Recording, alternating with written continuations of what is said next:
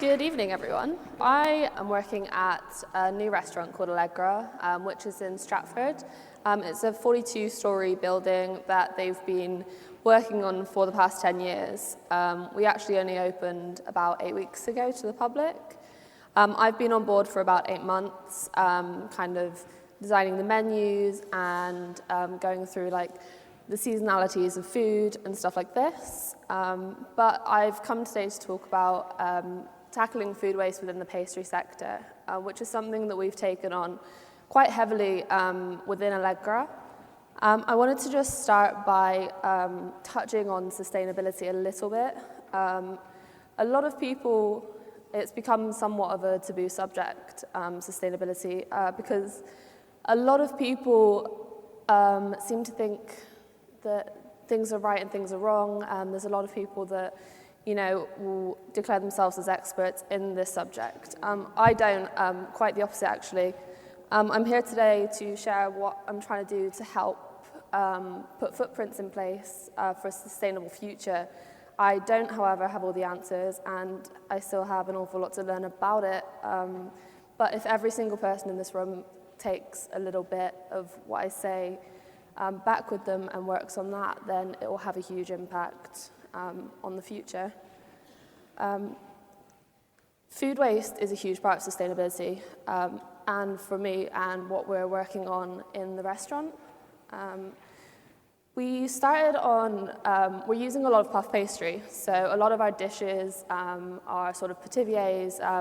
We have a baked apple millefeuille on the menu, and it's very classical cooking. It's very high skill level, but there was a lot of waste that was being produced because of every fold we do in puff pastry, for example. You have to trim off a little bit of the dough.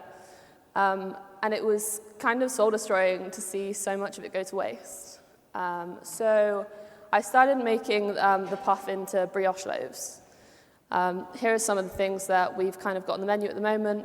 As I said, millefeuille petiviers. This is the puff in the kind of production stage.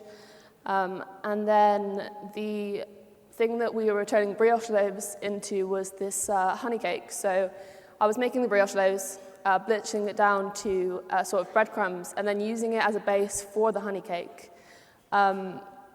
It kind of gave a sense of what was important in the restaurant for me, because something that we were producing so much waste of became this incredible dish by also with the millefeuille scraps. So we have the baked apple millefeuille. We're taking the puff pastry scraps from that as well and caramelizing it to infuse into the ice cream. So you have this gorgeous caramelized pastry ice cream amongst this honey cake. So the whole dish is effectively taking all of that waste from the puff pastry and creating something that was really delicious. It was on the menu, and it was creating a profit for the business. We do this with a lot of things now. This was kind of the pinnacle point for us, where we realized that all of this waste went into something special. We then started doing it with things like soda bread. So we have like a bread serving on the menu. Most of our guests will receive it. Here's the brioche that we're making for the honey cake. But our bread serving is sourdough and soda breads that you can see here. The soda bread we were getting so much waste from because, you have to cut off the ends. That was just going in the bin. Again, soul-destroying to see so much work going to making these breads, and a lot of it just being wasted. So 1 week, I decided to collect up all the waste just to see kind of the dramatic amount that we were going through. And it was tons. So we used the same principles that we did with the caramelized pastry ice cream and made a brown bread ice cream. Again, incredible. The flavor that you get from it was fantastic. So that then went onto a dish on the menu. The sourdough scraps we then soaked down just in some water, blitz it down to a paste, and that's now being used as crackers for our cheese servings. Another huge amount of waste that we have eradicated, basically. And if I do say so myself, one of the best bread crackers that I've ever actually had with the cheese serving. One of the boys in the main kitchen kind of took light of what we were doing. And again, sourdoughs in large quantities if we had leftover at the end of service. He then went on to make a starter with the sourdough of Pompidou. Again, delicious. Things like used coffee grains that would just go in the bin, still have tons of flavor. We were using those to kind of infuse creams and then make, brulees or whatever you wanted, basically. And you've got all this flavor that would otherwise be forgotten about. Seasonality, huge point when it comes to food waste. So all of our menus, we kind of design around the seasonal foods that are available to us in the UK. It's amazing, really. You can reduce so much of your carbon footprint if you think about what you have locally to you. So when we were in the kind of stages of, we weren't in the kitchen yet. We were, as I said, designing menus and stuff like this. We decided, a group of us that were already kind of on the project, to go out and start foraging ingredients ready for opening. So things that were seasonal to us at that point were sort of like elderflower, which we made tons of vinegar from. We can infuse ice creams with that. We had an elderflower vinegar on the menu, which we made into a granita, and we served with fig leaf ice cream, which we also foraged. When we were not in a kitchen, we just went out ourselves on foot and foraged whatever we could. Same with pickling, preserving, loads of things like this. You can utilize stuff that would go to waste and turn that into things that you will use in the future. A lot of chefs can become rather lazy with, if you have this budget at your fingertips, you don't have to think about where the waste is going to go or how it's going to be used. You don't think about the work that's gone into producing this stuff.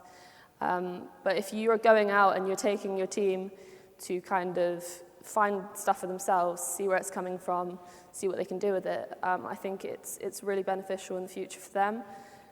We at Allegra, we have a piece of land. It's called Pale Green Dot. They have this system. It's a full circle farming system where any waste that we do then produce, it goes back to the farmer's compost. Just in case, we can't utilize something in the menu. It's not going to trash or landfill or anything like that. It's going back to the farm. In order to be a more sustainable restaurant, this was hugely beneficial to us. The farm's in Kent. In the pre-opening days, those of us that were already on board made a number of chips down so that we could all grasp a true appreciation for the work and the time that goes into this whole operation.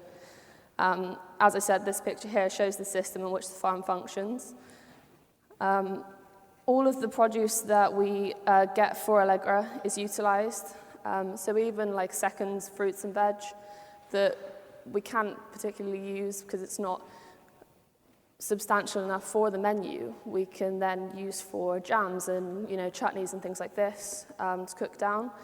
The stuff that we're getting back is slowly evolving because of what we're putting back into it. So the compost, every time that we send something back, the soil is then regenerating. As you can see here, this guy Luke, so he's actually one of our growers at the farm. He's showing you there a cross-section of the soil structure that's built up after 2.5 years.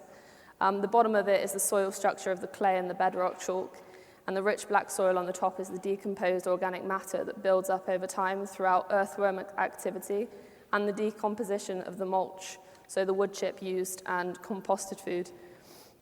So when they first started, the soil was super mistreated. It was full of all kinds of plastic, metal, amongst other careless waste items. And gradually, over the few years, that's all been filtered out with good quality soils and food compost, all of which is vital for the growing of our fruit and veg to thrive. It's truly incredible to see it happening there. Just on the right there, that's some of our guys. The chefs at Allegra are just visiting. We actually went down and planted some of our own veg, so we'll see that coming through the restaurant. Another huge part for us was knowing our suppliers. So pre-opening was truly a blessing for us. a privilege that many chefs won't ever get. So we had this small office in the back of Stratford International Station where we were going through menus and putting up, wheels in motion for how everything was going to run when we eventually got into the building. We kind of took this time to handpick suppliers that we wanted to use and get to know them on a very personal level, which really has paid dividends already, as they know exactly what it is that we need to kind of be successful. And it's great for them as well as us, because we've tried to source from as many small and local suppliers as possible, one of which are our friends down at Epping Honey. They're the most lovely husband and wife, Claire and Ian, who harvest raw honey by hand in Epping Forest and other surrounding areas. Their honey is raw poured and gravity filtered to retain its optimal original state. So here's a trip. We went down and visited them to learn about all the things that they do there. It was by far probably the most insightful supplier trip that we actually went on during pre-opening times. Claire actually, she delivers the honey by hand to us. She jumps on the bus. Ian pours it out on the day that we need it. And she'll jump on the bus down to our front door and deliver it by hand to us, which is really, truly incredible. Again, reducing sort of carbon footprint, it's just she's jumping on the bus down to see us, dropping us off our produce. It's really quite incredible. By using suppliers this way and having such a great channel of communication, we're able to understand what everyone needs in terms of sustainability and how we can reduce waste with it being unnecessary packaging or reducing our carbon footprint, as I said, with regards to delivering and receiving produce. A lot of our suppliers have actually, when pitched the question, can we get, some reusable plastic crates or wooden crates or something like this that can be just used once, that cannot just be used once. We take them from them, we give it back to them and stuff like this. A lot of them are actually for it. It's just a case of asking and communicating with them about these challenges that we're facing. So to end this, I just wanted to say about the hidden agenda here, because as I said, I'm very uninformed in a lot of the matters of sustainability, but it's mainly about trying to do a little rather than a lot. And I think that's where sustainability is getting lost within the industry. People would rather not do anything than do everything, which is completely ridiculous.